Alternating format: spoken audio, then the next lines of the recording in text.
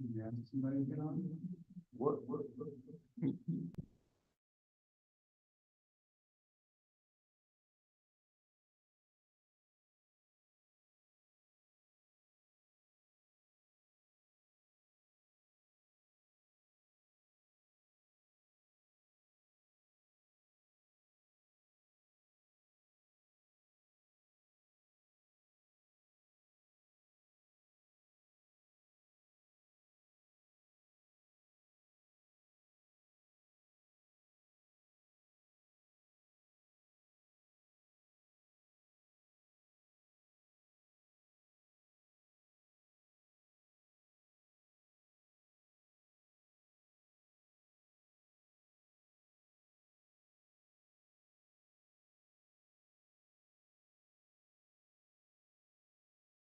He's still Live on YouTube.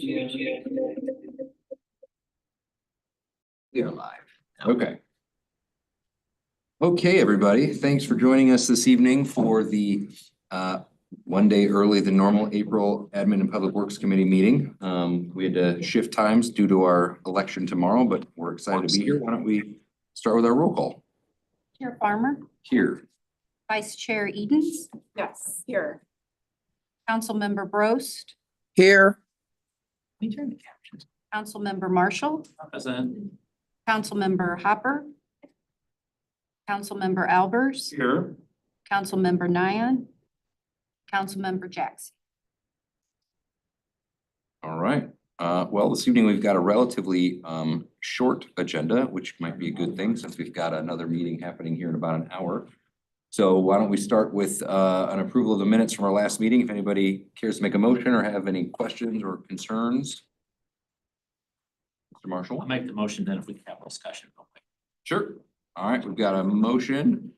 Anybody care to second? Seconded by Ms. Edens. All right, what's your discussion there, Mr. My Marshall? question comes back to the updating of the private streets or alleys, which we did that and presented to the council. Mhm. What's the plans for the partially dealt with thing at Windsor Crest? Just kind of leaving it lay there. They were gonna pay a third of it. We just didn't seem to close that loop. And I guess my concern is, I do believe we owe them something in the way that it's been drug out and gone from one thing to the next, and at least give them something to take back to their homeowners. I didn't see it there, but nothing was quoting here that they should have done anything more in the minutes. And I know what we did at the meeting. Yeah. But it's one of those ones that we let, and obviously that's happened over the years with them before. So I just like to see us do something. Rick, you got something?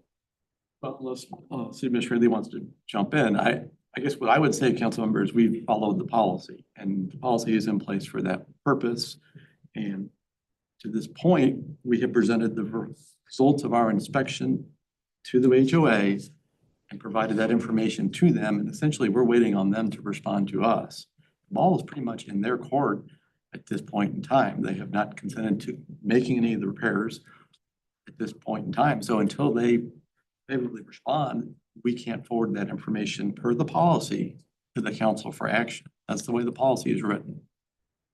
So all of the future or all of the previous discussions where they were willing to pay for 1/3 of it or whatever, we have nothing to document any of that, other than them saying this is what they were willing to offer. I think that's correct. They've not put anything in writing to us officially that they were willing to pay a dime, in my opinion. Not in writing. It was something that was like about, there was verbal and They had some amount of money. like, I think it was like 20,000. It could be. They had a third of what they thought the cost was. I guess my concern is, I know it's pretty easy to say, just don't worry about it. But that's really not working for us. I mean, that just continues to make it a bigger and bigger issue. I just think that somehow either we send a letter to them to say, just what you're saying, this is where we are. We're not gonna do anything more until we hear back from you or something else, but you are gonna have a new council come in. And we're gonna be dealing with like we have for the last 20 years. So I just think those are the types of things that we need to come up with some plan to say what's fair, what's workable. And, cause you're still gonna deal, keep coming back to Center Avenue and these others. And there isn't a lot of logic other than, yes, we had them with an alley and that was all before that. But I think we should be able to do better. City, so. Well, maybe let's do this. Let's get through the minutes and then we can have that conversation, because I don't disagree. I mean, we should at least give them some level of direction so that they. That's the only part that was missing for the minutes. I mean, we moved the thing forward and we approved it. It just seems to me that we left it undone. And whether the answer is no, we're never gonna do anything, or look, here's the next step. I just think something like that should be in this, because they're gonna have their quotes and tell us exactly what we agreed to, and we have it all recorded as well. So that was my only, fine with the minutes the way they are. They just were missing what I thought was that one more step that we as a committee need to deal with. So. Yes, sir. I guess if you don't mind, we watched the video of that meeting multiple times to try to figure out what the motion that was made. And if you want to jump in, I mean, that's why it's not on the agenda right I now. think what Mr. Marshall's saying too, though, is that the minutes are reflected correctly, but there's now still kind of a gap within resolution of this issue. But that's what I wanted to clarify. Well, and so just because we didn't make a separate motion about it, because the only motion we did make was to move this forward and update it. But we kind of left the whole issue there, that they're still setting with the street, and I get it. I mean, I know we don't want to spend it. I just think that's a tough way to try to please your residents, to just say, well, you know. Well, maybe what we do, and I don't know if it's appropriate, it's probably not appropriate right at this second, but maybe what we do is we have a conversation. I mean, we can do it at the end of this real quick, or we can put it on for next month, where what the idea would be,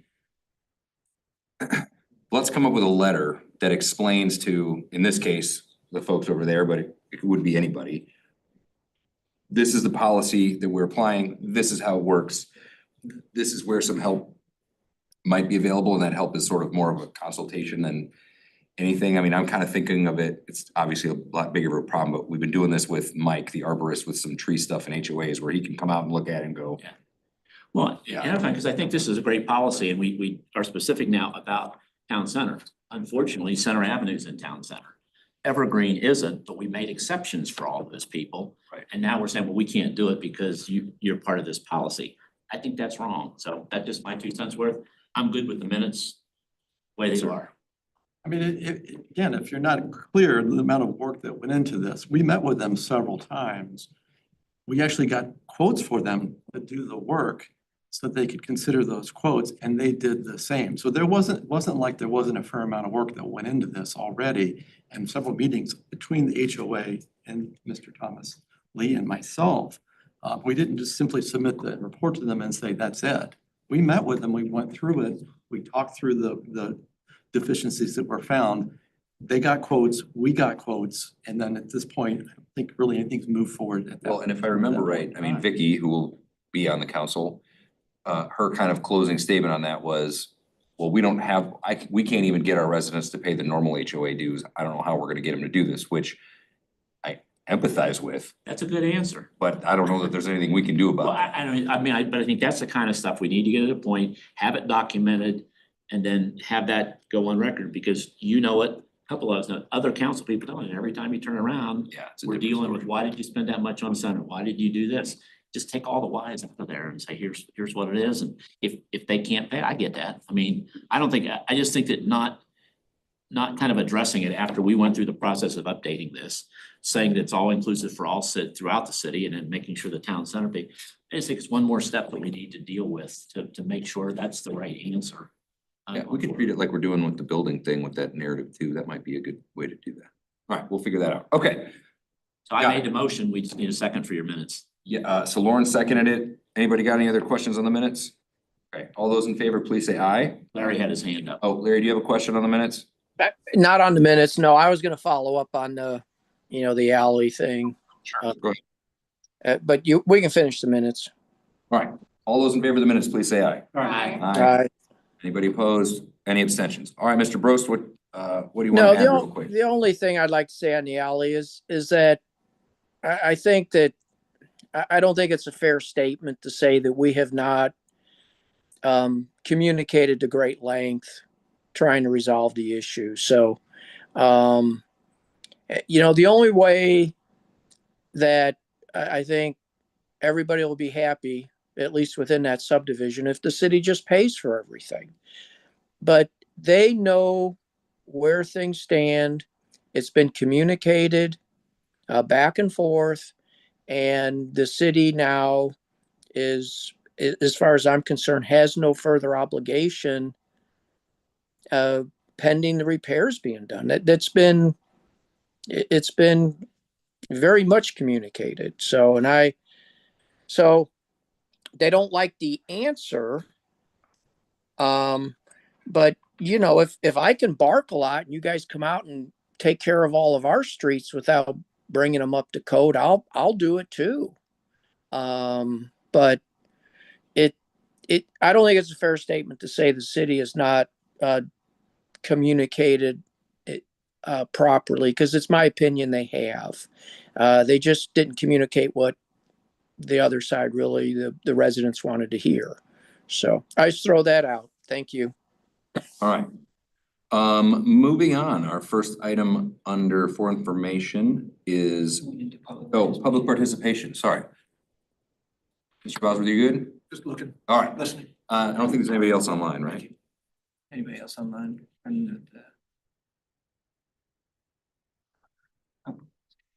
So Mr. Hopper. will- Robertson, all right, so I'm assuming he doesn't want to publicly participate. All right, well, with no public participation, then we will press on to our for information section on the update of the building repairs and geotechnical forensic study. I assume that's you, Mr. Lee. Thank you, Mr. Farmer. In this case, just wanted to provide a quick overview of the most recent meeting of the ad hoc building committee and also what's to go forth in front of the council here at the next Monday on the 14th. We had gotten the final geotechnical report from UES, which was formerly Geotechnology, which was discussed at this committee. Right now, to give a quick update on the leak, and then we'll jump into the geotech side. We've actually been able to solve the leak on the second story kitchen after adding in the guttering that's currently in place. It seems like just the guttering itself was the main issue, getting in exactly as what we thought. So good front there. Also, the clock tower has been repaired. The only leak that still remains is the back police station leak, which it seems they did do the repair. It seems that it is due to some type of issue underneath the rain garden underneath. And the ad hoc building committee is aware of this, and what we're gonna be doing is doing a slight exploration, taking off those trays to document the problem, and then putting them back. If there is a clear issue, then we could go ahead and proceed with the repair. We'll bring that back to the ad hoc building committee, but also back to administration, public works committee, and the council. That is going to be taking place in the next couple weeks. In this case, the geotechnical report, moving on, is just to give a summary, I know it's been a while since we've had this at committee. There were 4 different pieces that consisted of this study. One was the installation of crack monitors on the first floor of the building, pretty much all around. Every place where we've had a pretty significant crack, there was a monitor and a gauge placed at that junction. The other portion of it was a rain garden exploration, which was to dig and take soil samples of 4 different large test pits within the rain garden in the back south side of the building.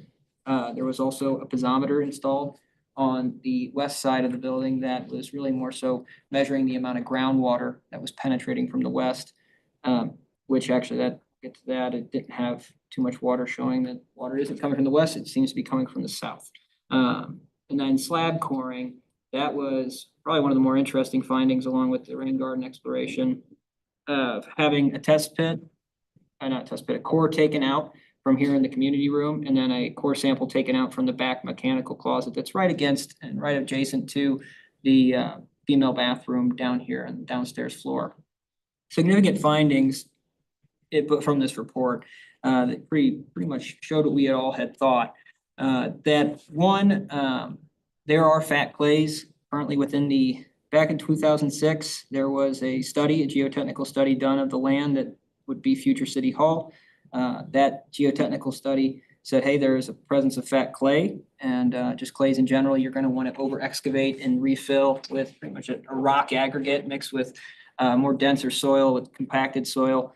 That's not fat clay, at least 36 inches where the floor slab is. And in this case, we found that there was fat clay in both samples within that 36-inch range, and then 24 inches is for the foundation.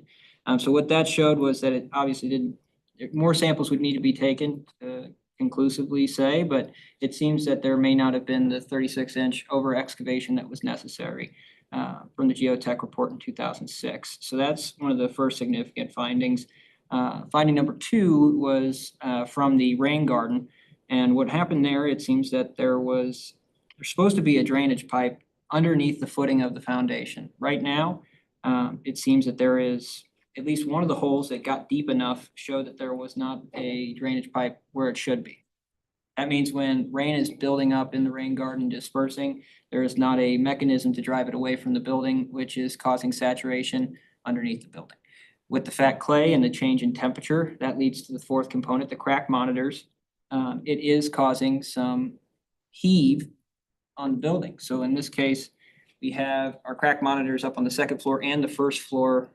We had tests done both in July and June of last year, and then also in the winter, some of the coldest days in February of this year, when readings were being taken back when we had more warm temperatures in the summer, it didn't really show too much movement.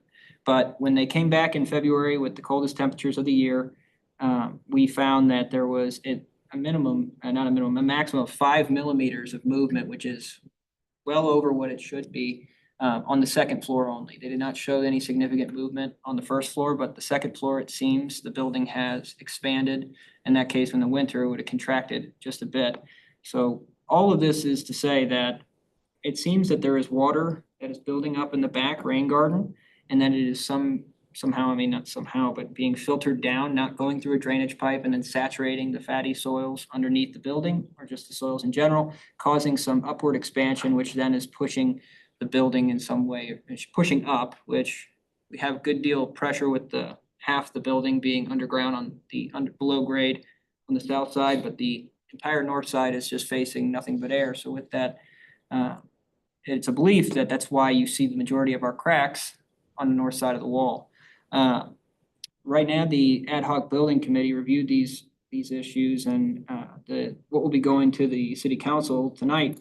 Department was just wanting to give an update, since this committee was involved in reviewing this information, was to three-step approach that the council is going to be approving as engaging an engineering firm to assess the issues outlined in general, and a structural engineer and potentially another engineer to come in to rework the rain garden, how much that would generally cost, get a quick quote, more immediate quote to install the drainage pipe below the footing of the foundation, and then conduct a thorough legal review of the process that took place that could have led to some of these discrepancies. But tonight, this is just a for information item, but if there's any discussion or questions from the committee tonight, the department's available to answer any questions. Thank you. All right, any questions? Yes, ma'am.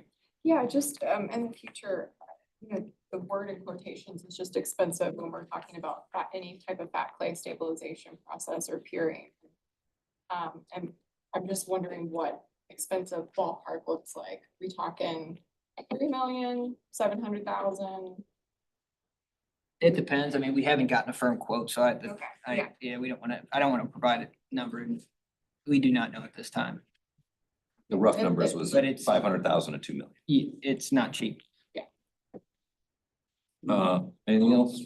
No. Larry, you got anything on this one? I know we talked a little bit about it the other day.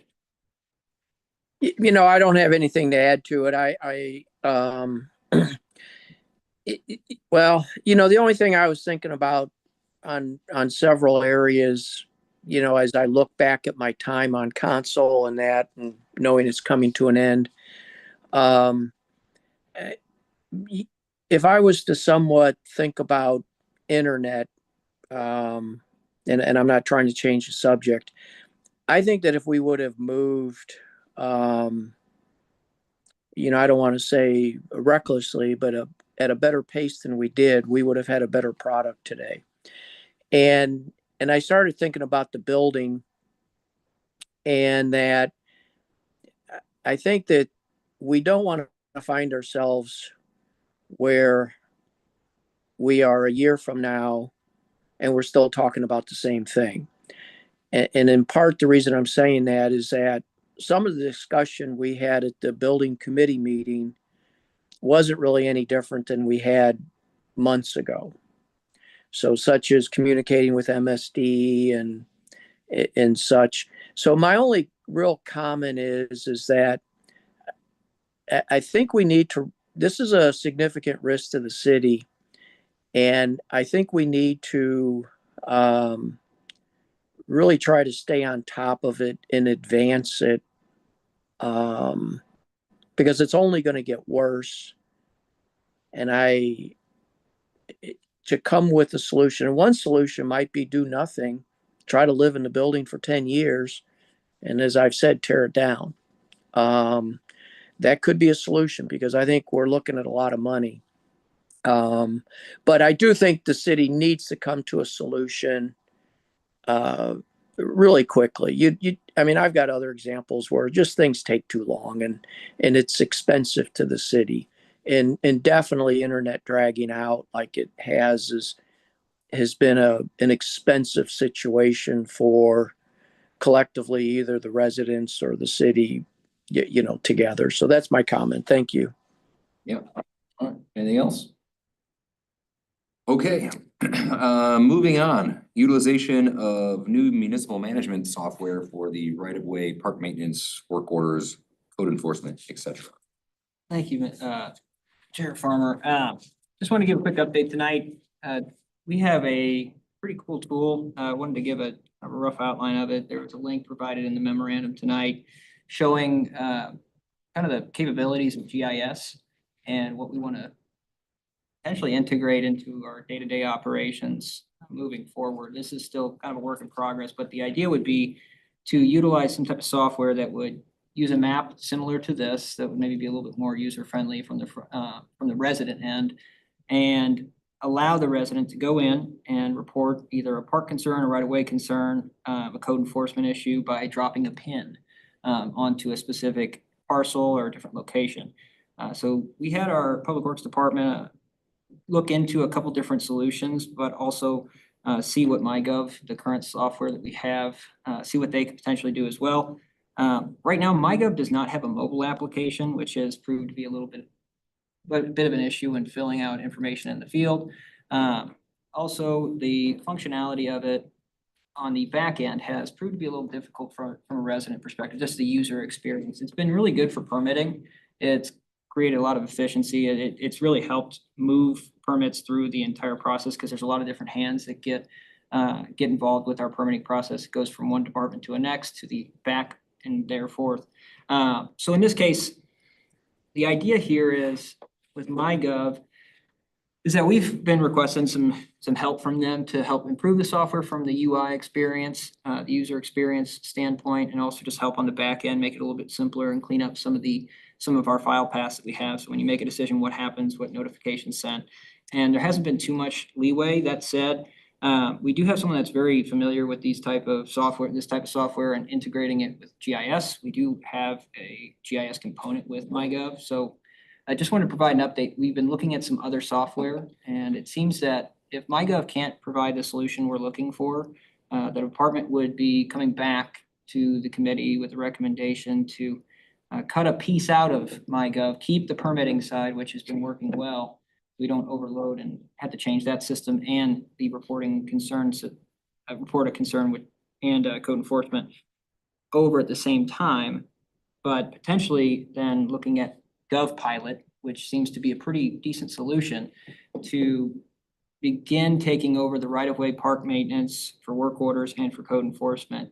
The department will be meeting with them in the next week to kind of explore this option. But the really cool thing is that if you look at the mapping software that is linked into the memo today, which isn't a perfect one-to-one, we're working to keep that now updated moving forward and also add in some type of pin for code enforcement, really making it a master map for the entire city and all the work being done on a day-to-day. The idea is with GovPilot is it would all be done within their software, which would pretty much take this map and just import it into GovPilot. So the department just wanted to get feedback on this approach that we would be somewhat moving away from MyGov if they are not able to help integrate into this more mapping really basic stuff, but moving it towards mapping and hopefully giving them some type of solution with the mobile app, because that's what's been, for GovPilot, it's very helpful. It's a very easy form that you can just fill out in the field as a resident and also as a employee. And then you can actually convert that from an employee standpoint. Say you're filling out a code enforcement investigation or you're writing up a report. You can actually just fill out the form and it will immediately turn that into a ticket, which you can just immediately print it out. So there's just a lot of advantages. The department just wanted feedback on this approach, giving them pretty much one chance, but then bringing it back for some direction if we need to move away from MyGov at the next meeting. Thank you. Yes, ma'am. I just remember when we expanded the contract with Tyler Tech for the cloud storage, that we discussed that they were the owners of MyGov. Is there any They- issue with them being our primary storage provider for backup data? Or was there some sort of discount that we got by purchasing more than one? So package? Yeah. So MyGov recently was purchased by Tyler Tech. So Tyler Tech owns also it owns Encode. So Encode is our financial software. This would be that's a separate product. Okay. So in this case, if we moved away from this, and honestly, they'd be happy with the permitting, they would still be keeping the permitting side of it.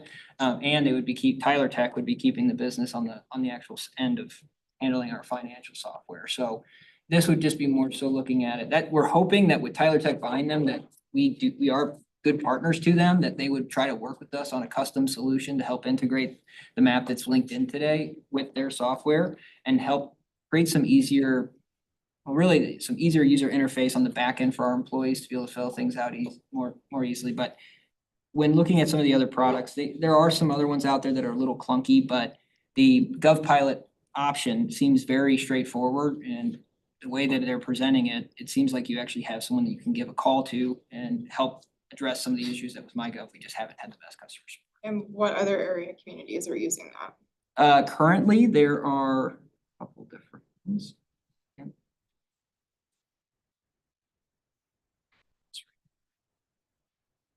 I was just assuming like before we have an official recommendation, maybe you guys would talk to the other staff there to make sure Yes, that this they is more- actually liked it. Yeah, no, and tonight was more so, hey, are you okay with this direction? Looking at from a perspective of going to MyGov really and saying, hey, we know you were just purchased by Tyler Tech.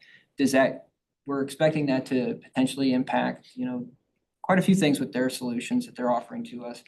And then say, hey, if you aren't able to help fix some of the things we've been running into issues with, specifically with code enforcement and public works, the reporting of road concern component, we would be able to explore other options, but it would still have to go through our traditional procurement process. But GovPilot was just kind of shown as one of the better solutions from looking at all kinds of solutions out there. I mean, GovPilot, CityWorks, and Esri were all looked at, but Esri that would probably be best because it would go hand in hand. It's literally just an enhanced version of what you were seeing on that map. That said, it's pretty expensive. Same with CityWorks. Would this reduce calls, inquiries to the city, obviously then? Yeah, so that's actually, that's the goal for all this technology. So it's a great question. And the goal for MyGov was to. If people use it. If people use it, yeah, exactly. So the goal was to have, everyone use MyGov instead of making the phone call or sending the email and then having the full workflow go through MyGov. So it's better for reporting, but also better for the user, that the resident that's reporting a road concern or a code violation, because they get a notice, hey, we filled the pothole, or hey, we've received your request, it's being looked at. They're getting automatic notifications, but with MyGov, it's just been somewhat clunky. We haven't had the adoption rate we'd love to see from our resident side.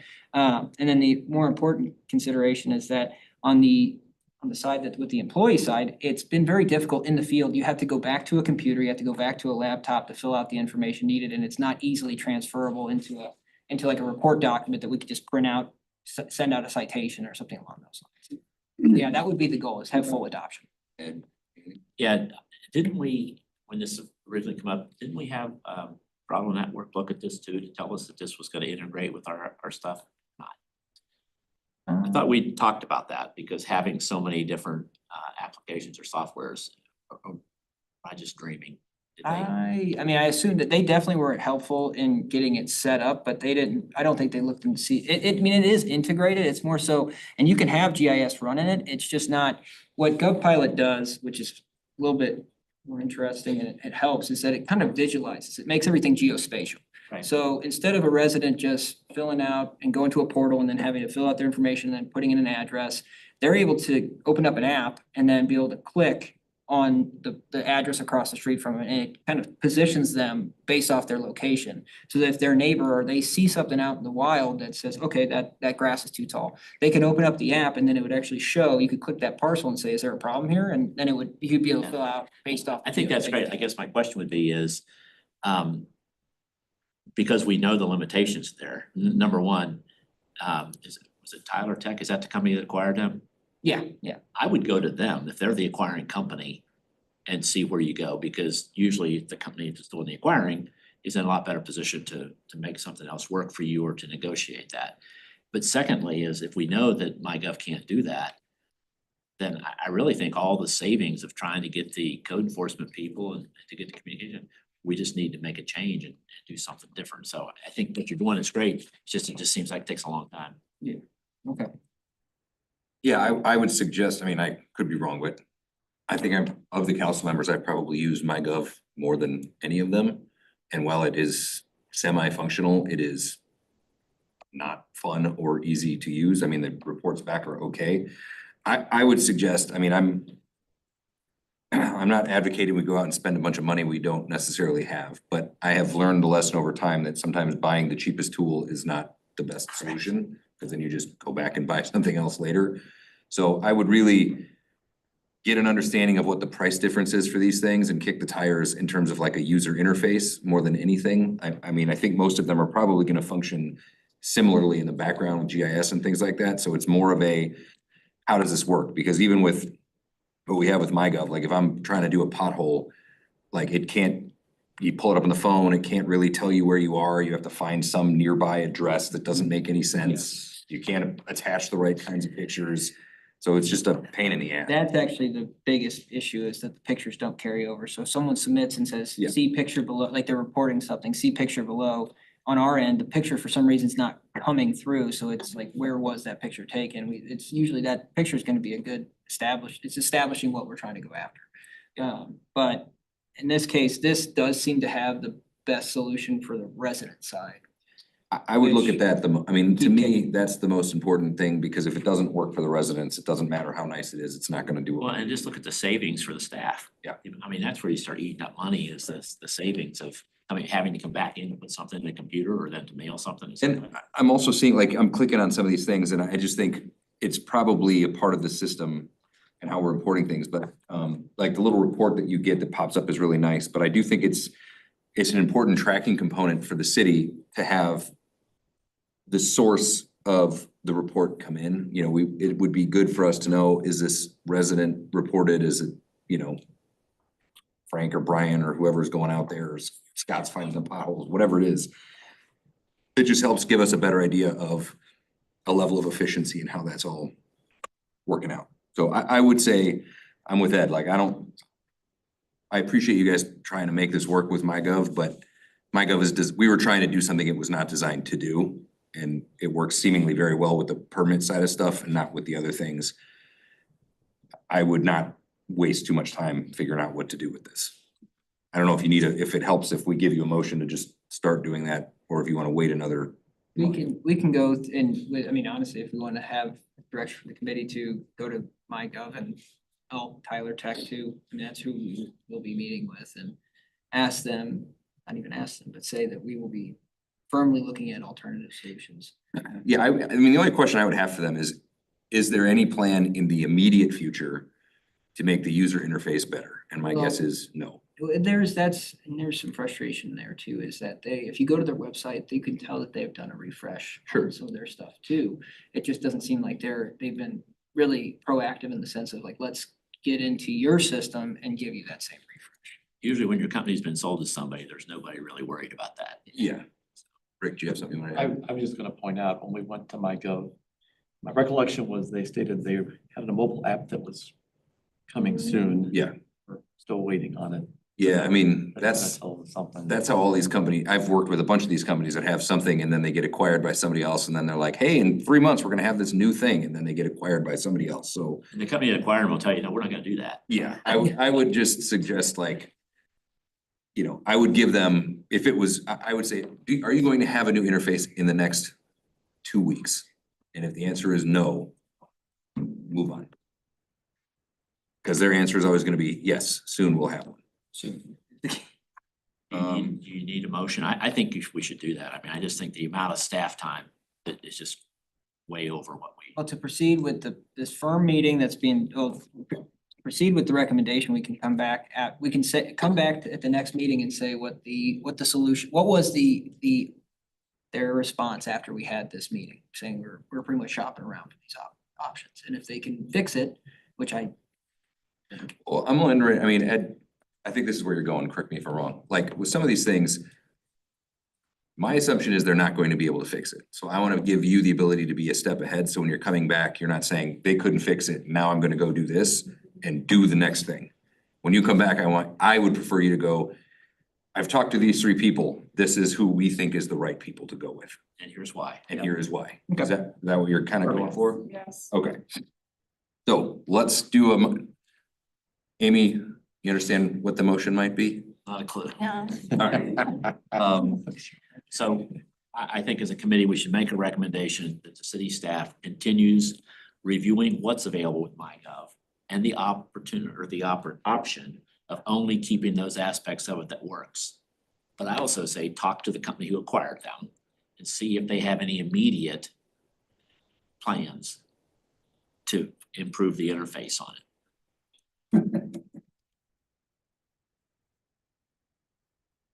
And then I think then the staff can come back with a recommendation to make the necessary changes.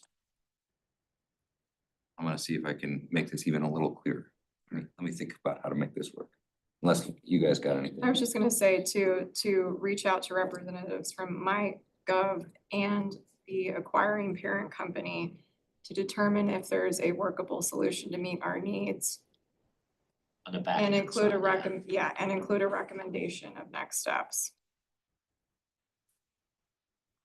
Implication of next steps would be if there's another company, then that is included. That makes sense. That's good. Use that motion and I'll second it. I can make it his motion, I'll second yours. I really do believe you need just a couple questions and you'd know which way to go. Amy, you got that one? Mhm. Okay. So are you seconding, or are you for? We'll make it Ed's and I'll second it, if Okay. he's okay with that, cause Okay. it was And that's his, fine. so I don't wanna steal your thunder, Ed. Thunder here. Here's what my new thing suggested. See what you guys think of this one. The committee directs staff to formally request from Tyler Tech, a written timeline and action plan to resolve ongoing service issues, and further authorizes staff to concurrently explore and initiate engagement with alternate vendors to ensure continuity of service with updates to be reported back as necessary. Plus AI, I'd say aye. That's a yeah. That's pretty cool. a whole new world. Yeah. A little bit of a special kind of one, but yeah, a little bit of that. Yeah. I can forward that to Amy if that's what you guys like. I don't know. if that I makes- think I think the acquisition shouldn't slow us down at all. We should just move because they're not gonna do anything. Okay. All right, let me.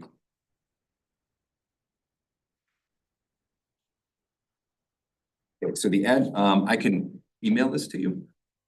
Is it gonna be on the recording like it is on the? Oh, I guess it could be. Yeah. Sure. Yeah, okay. So I will read this and then One more Ed, time. you tell me if this makes sense, and Lauren, you tell me if you're Perfect. understanding. Okay. The Admin and Public Works Committee directs staff to formally request from Tyler Technologies a written timeline and corrective action plan to address the ongoing issues with the MyGov platform. And further authorizes staff to concurrently explore, evaluate, and initiate discussions with alternate vendors or service providers to ensure continuity and effectiveness of municipal operations, with progress updates to be provided to the committee as appropriate. So moved. All right, made by Mr. Marshall, seconded by Ms. Edens. Anybody care to make any changes or any discussions? Okay, all those in favor of the motion, please say aye. Aye. Was everybody, anybody opposed? Any abstentions? All right. Motion passes. Good luck, Tom. Okay, up next, we've got review of satellite internet equipment rebate program. Thank you, Chair Farmer. So I wanted to give a quick update on a couple items with regard to Spectrum and Phase 2. And what we've been working on to try to bridge a gap, but also work with the state to get some funding out here in the city of Wildwood. So as the committee knows, the Spectrum proposal came in, it was for the 395 homes, was too high based off the amount that council can legally authorize. That said, we've been working with Spectrum to identify a couple BEAD application areas, and what heard back on February 20th is Spectrum did apply for a few different application areas within the city, which consisted of about 300 households total that are within Wildwood. Not all of them were on our phase 2 list because they already have access to high-speed internet. That said, 149 of those 395 addresses, it seems, are covered in those application areas. So in that case, seems like state's gonna have to do their process, but they've been applied for. Of the remaining homes, there's about 72 that it's a little strange that it's on our list, but then Spectrum is also claiming that the FCC and the state are claiming that Spectrum currently, or Whisper too, currently provide service to those addresses. So there's 72 that are kind of in limbo with regard to the FCC and the state.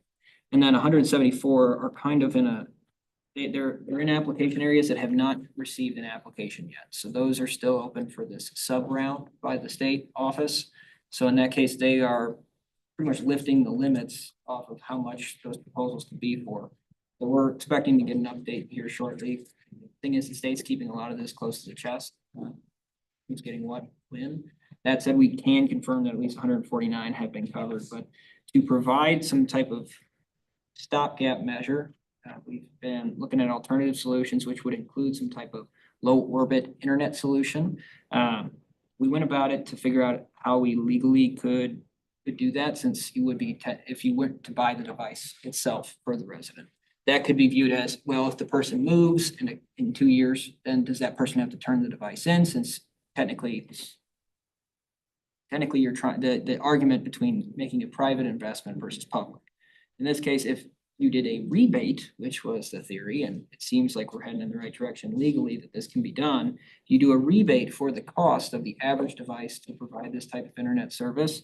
That is something the city could legally do. The question would be, how do you prove it? How do you make sure that the individual is actually a resident that's in the phase 2 list?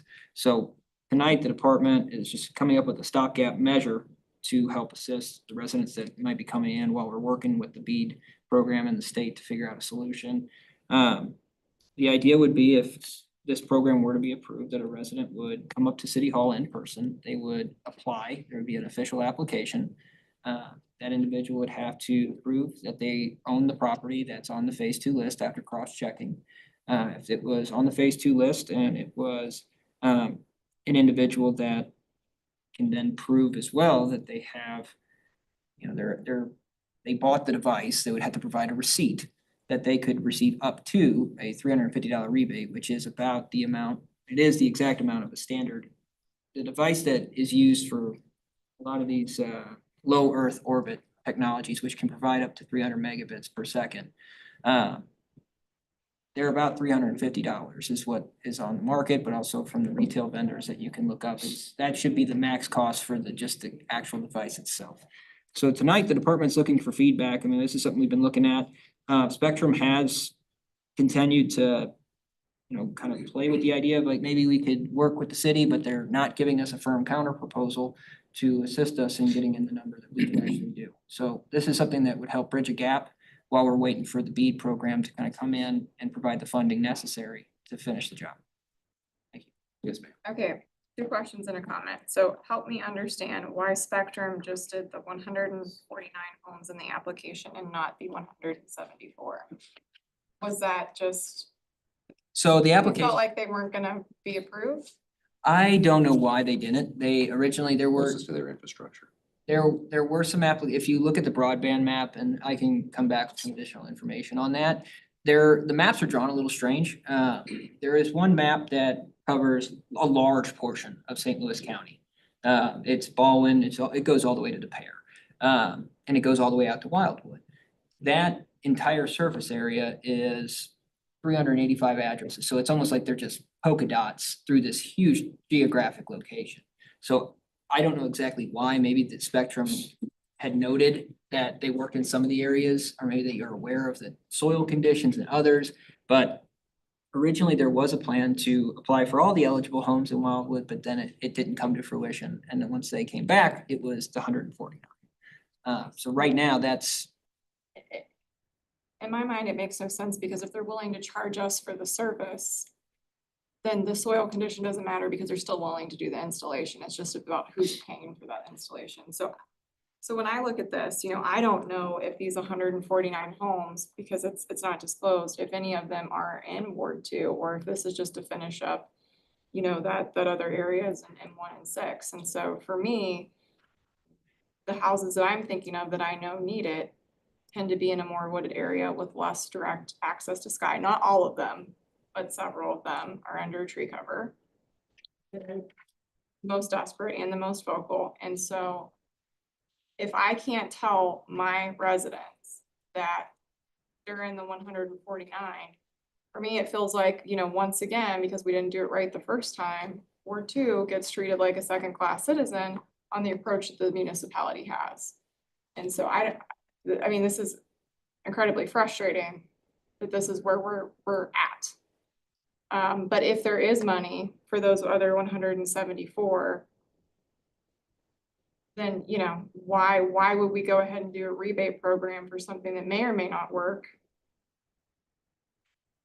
And there are certain things out of our control with international relations and satellites and companies involved on the list. So the reality is Spectrum is a more stable solution when compared to other things that we cannot control geopolitically right now. So, I understand that they didn't apply for those 174 homes, but I'm frustrated because I don't have an understanding of why that is and where my residents are at in terms of this proposal. So, The department can definitely brief you on where, and we can provide a report, but Yeah. since it's protected under close with the NDA, can't share the exact addresses, but we can provide that in a closed session. yeah, because areas that I'm thinking of and some of those roads, like, where Bob lives, I don't know that, I mean, they've complained about satellite, for TV coverage. I don't know that it's gonna, work out of orbit for their particular households. And I'm uncomfortable with approving this. Anybody else? I had the same question about the 174. So we do get a tax off of charter, correct? Yeah, it's utility tech, yeah. Just be kind of curious if these people, if they think these people have service, are they being billed for the services through charter? Well, that was discussed, the 72, are you referring to that 72? It's why is, yeah. So in that case, the way they had to prove, and this is where it gets a little wonky, is the way they had to prove it to the FCC and to the state was that they would have to show like a bill that was paid Correct. from the resident. But it shows a bill, but does that mean at what speed? It doesn't necessarily have to show that. So I get that. that's the question, but that is that the state was they're not able to disclose the information with us, so it's kind of like two different individuals trying to tell us, well, you should maybe go ask that. They're both pointing at each other, but I personally think that Spectrum with the 72 specifically, I don't know how that they got the state and the FCC to sign off on it. Usually, the collecting of those taxes is pretty accurate. Because otherwise, even because, my old house address always said Chesterfield Net, but those house addresses were really tight. And we used to go to the county constantly to have them check charter, utility companies, and they were in the high 90s of accuracy. Where, just because it would say Ballin, it really wasn't Ballin, it was Wildwood.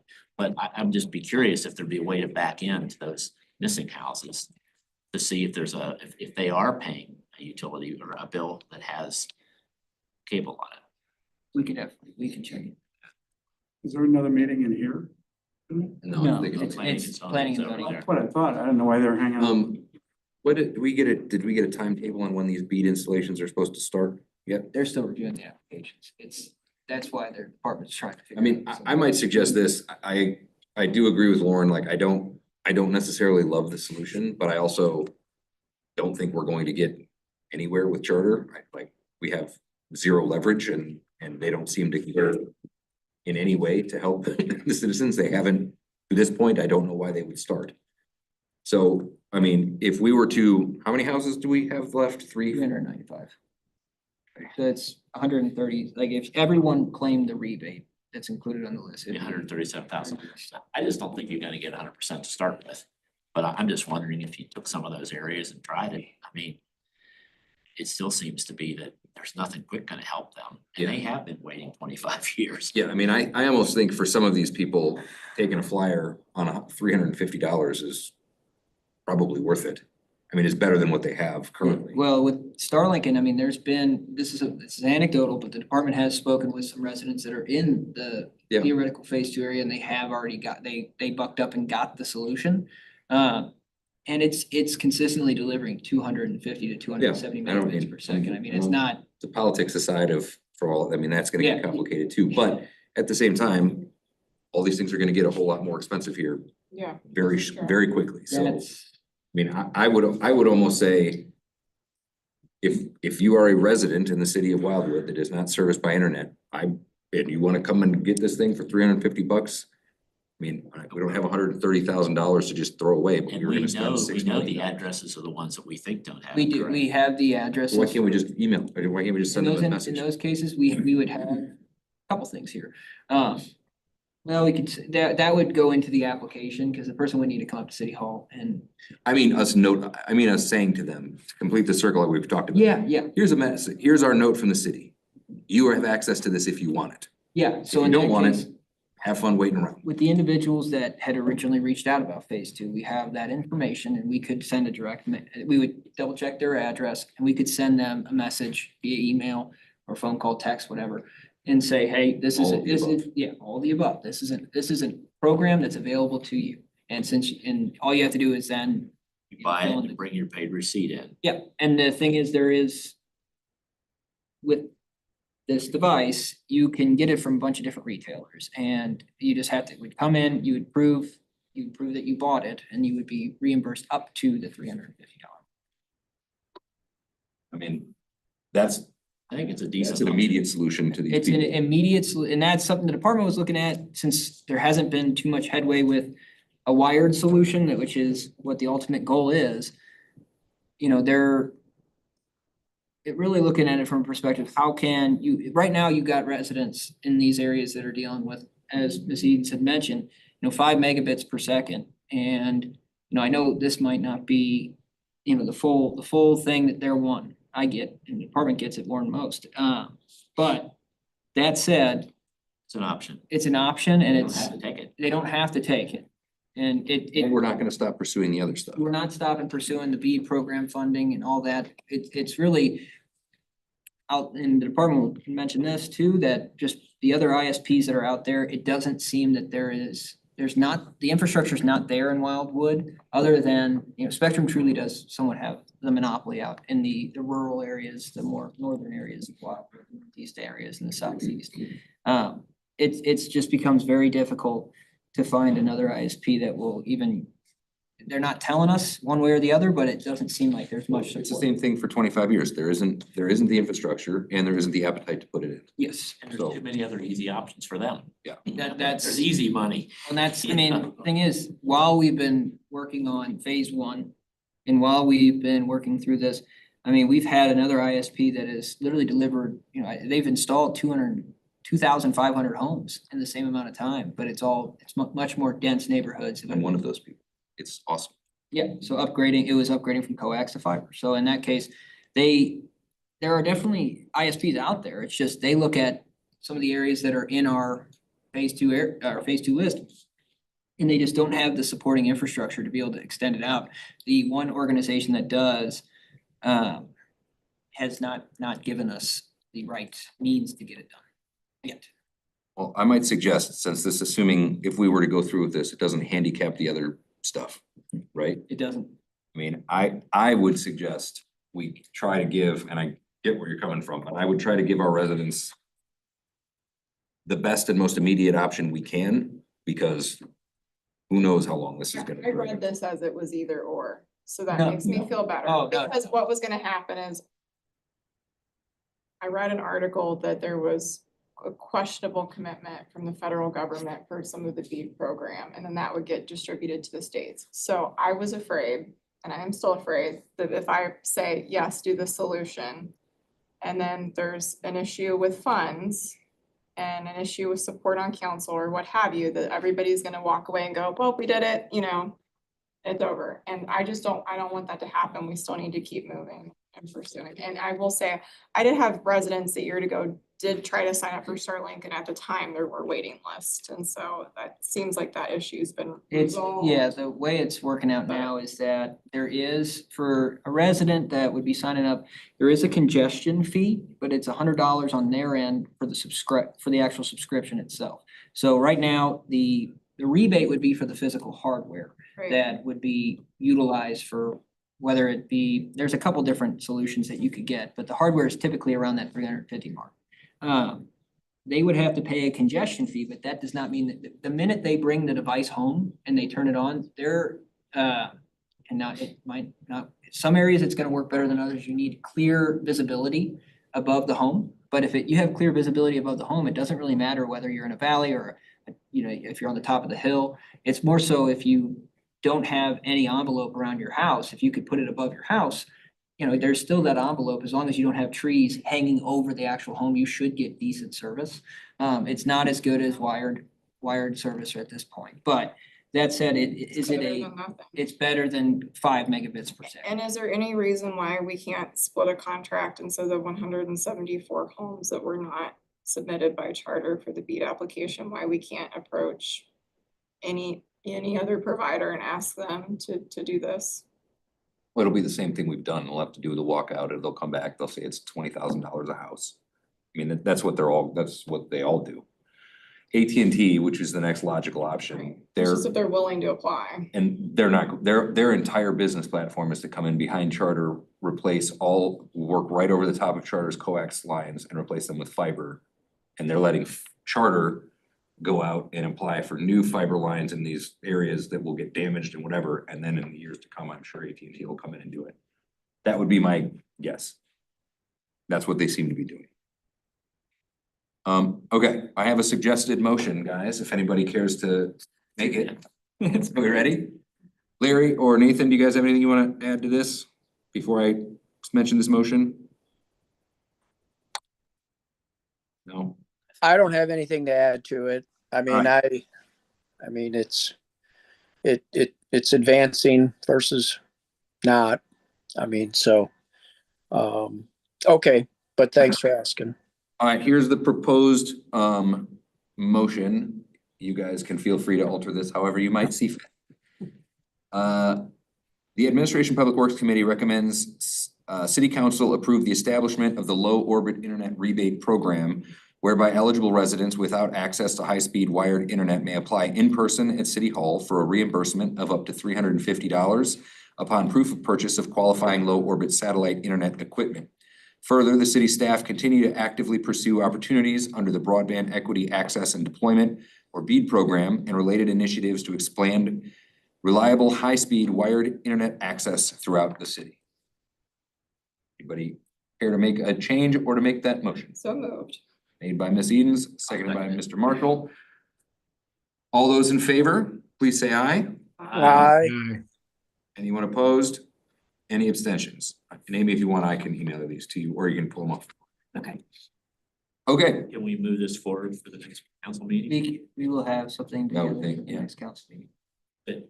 perfect. Okay, up next, review, Public Works, status of the MoDOT improvement projects. Chair Farmer, council members, this is provided for information. I didn't intend to go through it for this meeting, but I wanted to provide the Administrator Lee had recommended providing a summary of the active construction projects that we have in the area, since it is going to be a very busy summer. So we prepared this and we can certainly provide it to you on a monthly basis if you like and try to update it as we go along. But these are the active projects and then the projects that we also have lined up right behind them to start construction. So with that, I'll stop. And if there's any specific questions, I'll be glad to do my best to address them. All right, any questions? Mr. Marshall? My question is, the Village Hills Parkway, how did that get tied in? It was, It's a city street versus the Manchester Road and then Taylor. I mean, I know those are city streets too, but the funding wise, I was just curious how we were able to do that. well, technically it's not considered eligible for the federal funding, so it's kind of split out. from eligibility, but given the amount of funds we have, it works out. But no, it was just basically a request in that area because of the roundabout and the median, the island that's in the center. It's very difficult to maintain the pavement. And it really required us to get a contractor on board, move the traffic around to do the pavement replacement, at least in that southbound lane primarily.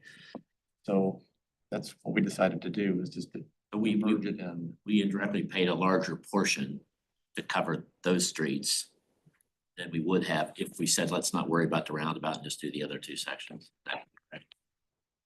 And basically paid 100% of the cost on Village Hills Parkway. Thank you.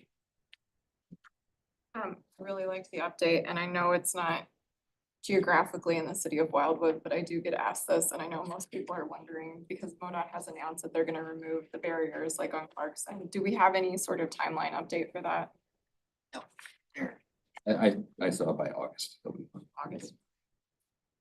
But I do think, I've talked about this with Mayor Garitano, you know, it's probably worth us having a conversation with Jake or our state reps to encourage some type of an audit on that situation, because, you know, I'm driving down roads that, I mean, Clarkson Road has potholes and stuff all over it. They have nice islands that we're taking out, so maybe let's fix the roads before we start putting new weird stuff into them without telling. That'd be a great request to the state auditor. Yeah, let's just see what the number is. They did that Didn't tell anyone. unannounced, Yeah, right? They yep. just came in. For an eye-watering amount. The only thing I would suggest, Rick, on this, I like the report a lot, but I do think we wanna just make sure that, although they are not our projects, we wanna really try to go, I think, above and beyond in communicating to people like how things are changing, cause that intersection where the roundabout is up at Wild Horse got delayed and weird for a while, and MoDOT doesn't really seem to care that that's a problem for people, but it creates issues, and so, you know, we just get like, you know, I'm looking at the sign saying that it's starting 4/7 on, which is today, Three of the projects. but, you know, I'm not seeing anything really, I mean, I saw some trees getting cut down, but you know what I'm saying, like, Yeah. we probably wanna go find a way to really start communicating. When is the actual impactful? When is it going on? What is happening? What, you know, you were doing this week, next week, now you're gonna be on this other lane, that kind of thing. We can get more in the weeds in terms of this specific work, absolutely. That'd be great. Okay, anybody have anything else on that? All right. Moving on, for action, property owner maintenance of adjacent right of way. Chair Farmer, council members, this next item, wanted to present it to you tonight. It's an item that has been something I've struggled with a bit since I've been at Wildwood. And to my knowledge, we do not have any specific code that really stipulates any direction relative to the situation where property owners maintain their adjacent right of way. And typically the frontage between the curb and their sidewalk is the tree lawn area, and most people will take care of it as their own yard, as their front yard. Currently, we do require residents to maintain their driveways. There's a culvert pipe under their driveway, that's their responsibility as well. There's a sidewalk, we will maintain the sidewalk. But we typically don't mow in traditional subdivisions. And even in the rural areas where you have residents that mow their property, we see them mow the right of way adjacent to the road as well. So it's commonly done and most people accept it and don't question it. I don't know if they really realize they're doing it, but they will mow and they'll maintain the front yard and the tree lawn as it is theirs. And it works out reasonably well. People don't question it. And it's not a problem. So I'm not here to represent that's an issue or a problem, because it really isn't by and large. And I would point out, we do have residents that put private property on the right of way, which would mean typically an irrigation system for their grass. And quite a few that put invisible fences on the right of way as well. Those generally not a problem, except when we damage them. You know, when we do and our contractors work, snow plows can sometimes scrape up the tree lawn a little bit and in the process remove a sprinkler head, or when we're repairing a sidewalk or the street slabs, we might might damage an irrigation system or a head. So those cases, we have generally required our contractors to fix that equipment. Under the thought that we just soon have people maintain the tree lawn as their own, and it's overall to the benefit that they do that. So even though it is private property on our right of way, we will repair it at our contractor's expense, generally speaking. So I bring this up because it's not usually too much of a problem, although it would be nice to have some clarity in terms of what the expectation is. Clearly, we maintain sidewalks, we maintain trees. We generally do not mow in traditional subdivisions, but there are a few exceptions to that. And I think generally it only becomes an issue when we accept a new subdivision. Then there may be a question of, should the city be mowing the right of way? And generally, those areas are maintained by the HOA prior to the city taking over the subdivision, and that's what continues thereafter, generally speaking. But there is no policy or ordinance that says that. So it's kind of this uncomfortable position of whose responsibility is it? We don't really want to take it on. I say the department doesn't really desire to take it on. We like to avoid that. It works relatively well when the HOA takes it over and they see that it is done in a timely manner and to their expectations rather than the city trying to do it. So I bring this up because I'd like to have something that would provide a little more clarity to the department, mainly in that situation when we take over new subdivisions to say, look, if it's a platted subdivision, the expectation is the HOA or the property maintains the ground adjacent to their front yard, or that tree lawn area, maybe with certain exceptions. The sidewalk, the trees, maybe other things as well. And I'm aware that other cities do have ordinances on the books that address this very thing, and some of them are quite frankly very restrictive. So at any rate, I don't want to get into too much detail on that. What I'd like to do, and the recommendation essentially to you as a committee, is I'd like to move forward with doing more work on this issue, working with our city attorney to further define how other cities handle it, and then potentially bring something back to you next month or soon thereafter with more detail and potentially a more formal recommendation. So that's my recommendation tonight. I'd like to address any questions that you might have. Steve?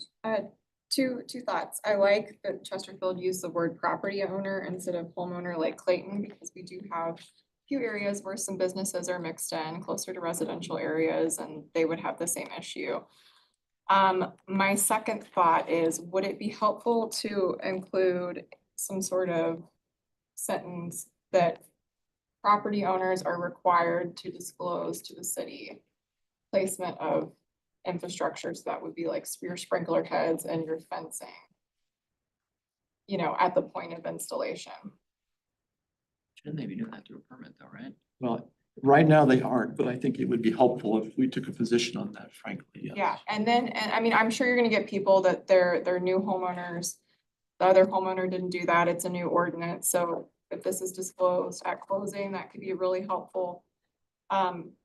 It would help us have a leg to stand on if we damage anything, but maybe there's a way with this, you know, the MyGov or whatever we use and our GIS to have a note once it's submitted with that specific location, so that anytime that address is pulled up for a work order, it just comes up and says, you know, sprinkler head directly in front of the mailbox at blah, blah, blah.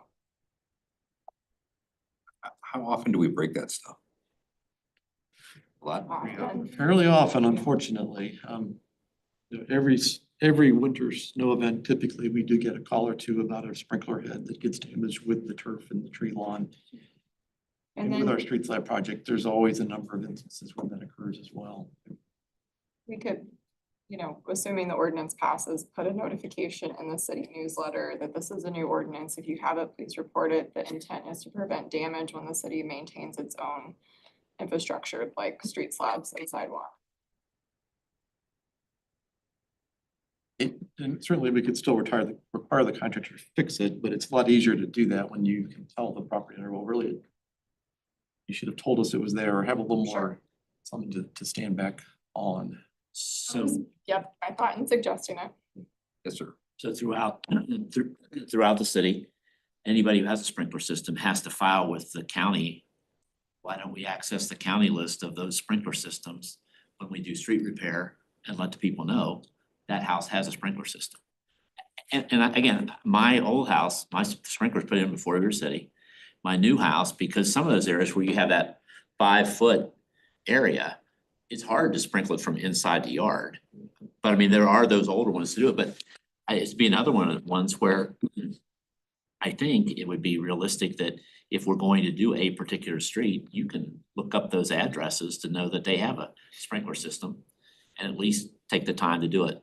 Cause there are way more out in the right of way than there are any other. The other one would be is when somebody is putting a new sprinkler system do they have to come to the city to get a permit or not? They do not, to my knowledge, no. That would be another one where I think if we did nothing more than make sure it's on the website or, and it's especially talking about a new trustee or a new subdivision, man, that's where we ought to get all that stuff into their indentures. To say, you know, this is, okay, this is part of it. Before this stuff comes in, here are the things that you as the homeowners are responsible for. I know that like over at Brightleaf, those villas, they actually have somebody comes and shovels their sidewalk and their porch and all of that. We do the streets, but they in turn, because it is the villa, they have a company that does that kind of stuff. So I think that's where you could draw some lines on when you're putting it, and I know in some of the new ones, we're not putting the street tree out there, we're putting it in the front yard to get it out of that area. Is that correct?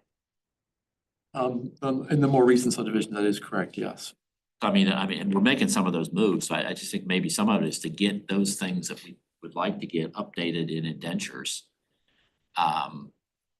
It's not gonna happen overnight in order to do that. Yes, sir. How common is this, Rick? I mean, I'm just thinking of most subdivisions have their indentures and it specifies what is common ground. And that is the area there that your subdivision is taken care of. I'm trying to. Well, I think we have, I think one of the other issues that is adjacent to this is like, it's not so much the common ground, it's that strip in between. So like we have people that, for instance, might put a political sign in that strip, Right. which they're not Yeah. technically allowed to do. I know. That should be on the other side. I just don't think people really understand. Same thing with like tree stuff when it falls. Like I have people in my neighborhood that just have a tree taken down and I'm like, it's not your tree. Or our tree will fall and then we have to go have somebody go and take it. They Right. just don't, I don't know that they conceptualize what I it just is. didn't know how common this issue is from what I'm thinking about after going around subdivision to subdivision. Most of them have the indentures in their HOAs and it defines. They're all over. Some of the older indentures Okay. don't specify. Okay. And some of the new ones do. So I mean, it's a wide variety and I know that we get those, but I know we've had study after study about how the older ones are much more restrictive than some of the new ones The are. older ones, although they were written very restrictive, they are not enforceable anymore. Wow. And I like Ed's comment about the county data. Just out of sheer curiosity, I kind of wonder how accurate it is. And I say this because I've met many residents that they commonly have throughout the season, their sprinkler head moved and adjusted. And I really suspect that a lot of these companies that put them in don't even permit through the county, but they certainly don't have a process for updating the county. Well, that they'd they- have to get a backflow report at some point if they're. That you have to have regardless of who did it. Yeah. And So then you at least know it's there. You don't know where they are. and if you don't get a file on time, they send you the second notice, so. All right, I have a possible motion. It's great. Should anybody care to make it? Rick, you tell me if this makes sense with what you're asking. The Administration Public Works Committee recommends City Council direct city staff in coordination with city attorney to prepare a draft ordinance establishing that property owners shall be responsible for the routine maintenance of the public right-of-way area between the sidewalk and the street, the tree lawn. The ordinance shall include provisions for lawn care, snow and ice removal, notification to the city of non-visible private infrastructure, sprinklers, invisible fences, etc., differentiation for areas maintained by homeowner associations, enforcement mechanisms, and public education strategies. Staff shall submit a draft ordinance to the committee for review, incorporating best practices from peer municipalities and legal input from the city attorney. Wow, What do we think? But that's pretty bright. It's a That's mouthful. It's good. pretty. that's exactly what I was thinking. Exactly. I knew that. I knew that. It was a little bit. Okay, perfect. That would be another one where if that were prepared the right way, then that should be sent to all of the subdivisions, all of the homes associations, they can put it in their bylaws as well. Yeah, I mean, some of the things in here also suggested including a planting guide, whether we're suggesting as a city to do these types of plants or no plants in those areas, like. I know for me, the plows pulled up a bunch of bushes we had put in, but I explained to the other people like, well, they're in the right of way, so they look pretty, but if they're getting ripped up, like, there's nothing we can do about it. That's what happened. So are there any changes to this ordinance, anybody, or motion anybody would care to make, or does anybody care to make it? Cliff, I I know said I'd make. you're in on this. This was your idea. I like that. You know, I'll second. Lauren, you're gonna second? Okay. Larry and Nathan, you guys good on that one? I'm fine. It sounds better than I could do, so I'm jealous, so. No, Larry, I thought it sounded something you would suggest Yeah. for sure. All right, Rick, any changes you would suggest? No, I think I'm fine. with it. All right, all those in favor, excuse me, of our motion, please say aye. Aye. Anyone opposed, any abstentions? All right. Motion carries. We're looking forward to seeing the report. I also, if you're interested, have some test ordinance language that you guys can just have. I'll give that to you free of charge, no problem. Yes, ma'am. Two things under topic for inclusion on future agendas. Yes. Okay, one, I just came from Monarch Open House and Tom was there as well and Ed, and one of the things that was mentioned to me that they are interested in, and this could be part of our discussion for the emergency management, would be an ordinance that other municipalities and other states have to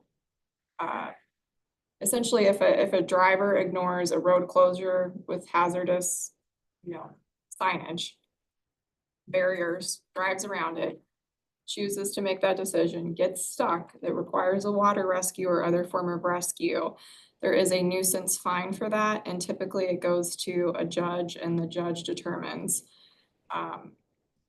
whether or not that fine should be enforced and what were the extenuating circumstances. And it appears to be something that works well in other communities as a deterrent. So pursual of this as a city ordinance is something that those first responders are interested in. And that would also include, like, if the judge thought it would be appropriate to, I guess, pay for the rescue costs themselves, rather than, Then like a speeding ticket kind of a thing? yeah, kind of like that, yeah. And then just a reminder, I was expecting to see the Turnberry stuff and the crosswalk back on this agenda, but is it gonna be on May's agenda? Yes, there was an update on there. Okay, Yeah, good to it. okay, perfect. Anything else? All right. Okay, well, with that, I think that brings us to the close of our meeting. Our next meeting is scheduled for Tuesday, May 6th, which will be the last meeting for a few of our members on the council. So with that, I will take a motion to adjourn. Should anyone care to make it? Made by Ms. Edens, seconded by Mr. Albers. All those in favor, please say aye. All right. Aye. Any objections? Any abstentions? Okay, great. Thanks, everybody, for showing up. Have a great evening. We'll see you next month. Okay, thank you. Good night.